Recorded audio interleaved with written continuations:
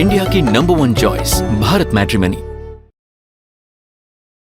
इस बीच एक और बड़ी खबर मिल रही है। यूक्रेन को फंड देना बंद करे यूरोपियन यूनियन, यह हंगरी का कहना है। यूक्रेन में बढ़ते भ्रष्टाचार के बीच फंड देना गलत है। हंगरी के प्रधानमंत्री ने कहा कीव के युद्ध माफिया को पैसा देना गलत है। युद्ध माफिया को पैसा देना शराबी को वोडका देने जैसा है।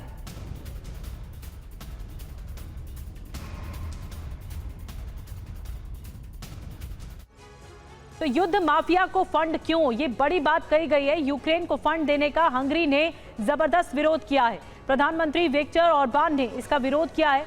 क्या कुछ कहा आपको बताते हैं। यूक्रेन में लगातार भ्रष्टाचार बढ़ रहा है और भ्रष्टाचार के बीच फंड देना गलत है। वॉर माफिया को फंड देना गलत है। वॉर माफिया लोगों के टैक्स के पैसे खा रहा है। वॉर माफिया को पैसे देना शराबी को वोडका देने जैसा है। ईयू अध्यक्ष उर्सुला तुरंत फंडिंग रोक दें, ये ईयू से अपील की है हंगरी ने। और सर्दियों में यूक्रेन युद्ध का सबसे विध्वंसक चैप्टर शुरू हो चुका है। रूस के टारगेट पर नीप्रो नदी से लगते शहर हैं। रूसी सेना या स्कंदर मिसाइलों और ड्रोन से हमले कर रही है। रूस के इन हमलों से आपको बता दें कि फ्रंट लाइन पर मौजूदा जो शहर हैं, ये भी यहाँ भी हालात बिगड़ रहे हैं। अलग अलग इलाकों में भारी बर्फबारी के बीच हजारों यूक्रेनी जवान फंसे हुए हैं। दावा है कि रोजाना फ्रंट लाइन पर 1500 से ज्यादा यूक्रेनी सैनिक मारे जा रहे हैं। ऐसे में पुतिन ने इन यूक्रेनी सैनिकों को खास ऑफर दिया है।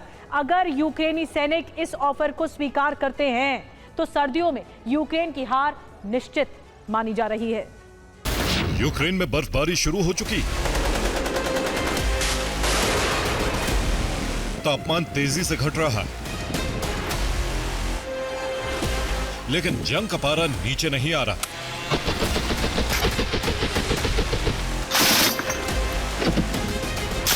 फ्रंट लाइन पर रूस आक्रामक है। कई इलाके ऐसे हैं जहां यूक्रेनी सैनिकों की छोटी छोटी टुकड़ियां घिर चुकी।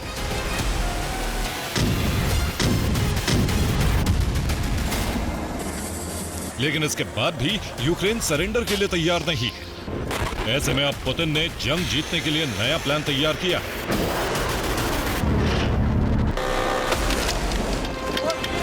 जिसका उद्देश्य यूक्रेनी सैनिकों को छोटे छोटे ब्लॉक में सरेंडर करवाना है।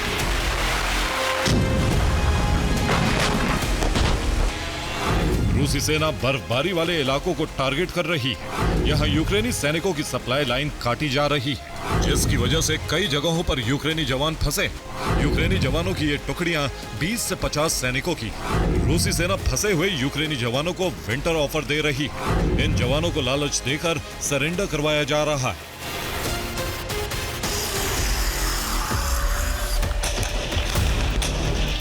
दरअसल रूसी राष्ट्रपति व्लादिमीर पुतिन हर हालात में सर्दियां खत्म होने से पहले संपूर्ण डोनेट्स्क पर रूसी कब्जा चाहते हैं।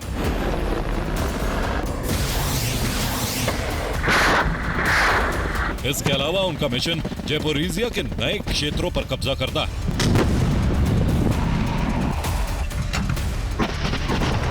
ताकि सर्दियां खत्म होने के बाद नीप्रो नदी तक रूसी झंडा लहराने का मिशन शुरू किया जा सके।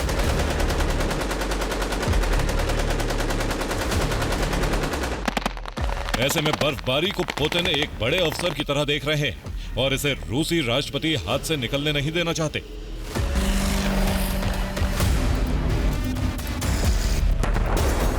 इसीलिए रूसी सेना खास स्ट्रेटेजी के तहत हमले कर रही है ताकि छोटे छोटे ब्लॉक में यूक्रेनी सैनिकों को सरेंडर करवाकर ज़ेलेंस्की को कमजोर किया जा सके।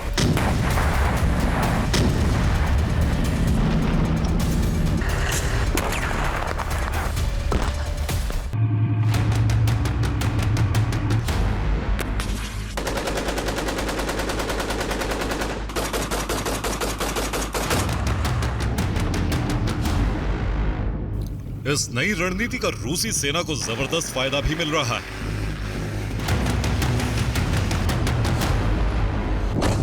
कई इलाके ऐसे हैं जहां रूस सालों से फंसा हुआ था।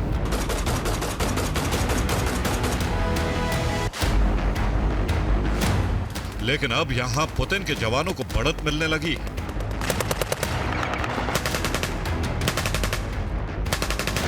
ये ज़ेपोरिज़िया से आई तस्वीर है जहां 3 अलग अलग इलाकों पर रूसी झंडा लहरा रहा है।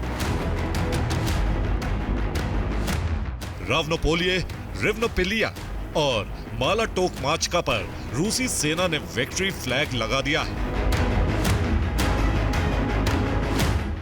ये ज़ैपोरिज़िया में बीते एक महीने में रूस की छठी जीत है और यह सिलसिला आने वाले दिनों में भी जारी रह सकता है।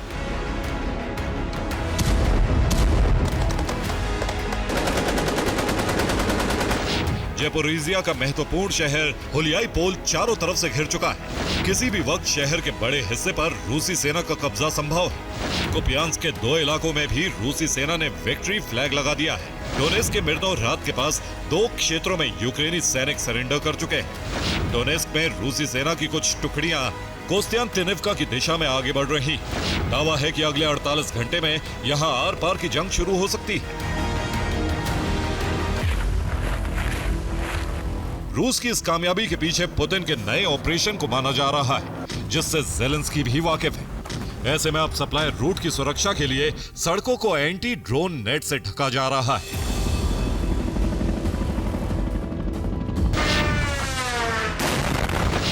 ये खेरसोन का वीडियो है, जहां सड़क की सुरक्षा के लिए एंटी ड्रोन नेट लगाए गए हैं ताकि रूसी ड्रोन इन नेट्स में फंस जाएं और सड़क को कोई नुकसान ना हो।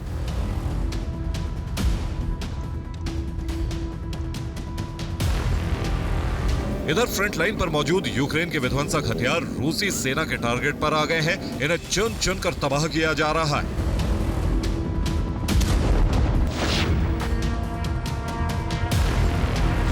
ये निप्रोपेट्रोवस्क का वीडियो है, जहां फ्रंट लाइन पर मौजूद 2 नेपच्यून मिसाइल लॉन्चर और हाइमार्स रॉकेट लॉन्चर को इस्कंदर मिसाइल से तबाह कर दिया गया। डोनेस्क में मौजूद यूक्रेनी टैंकों और होवित्जर तोपों को भी ड्रोन से चुन चुन कर नष्ट किया जा रहा है।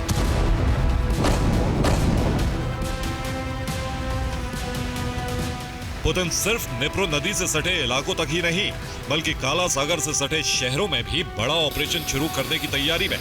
लेकिन इससे पहले रूस ने यहां अपनी सुरक्षा को पुख्ता करना शुरू कर दिया।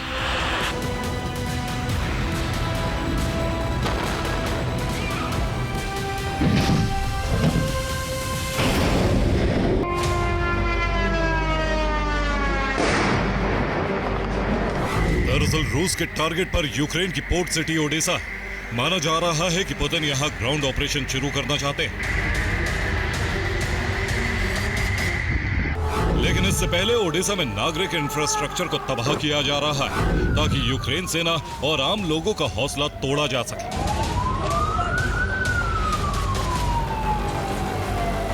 रूस ओडेसा पर रोजाना 30 से 40 ड्रोन हमले कर रहा है। ड्रोन्स का प्राइमरी टारगेट पावर स्टेशन है।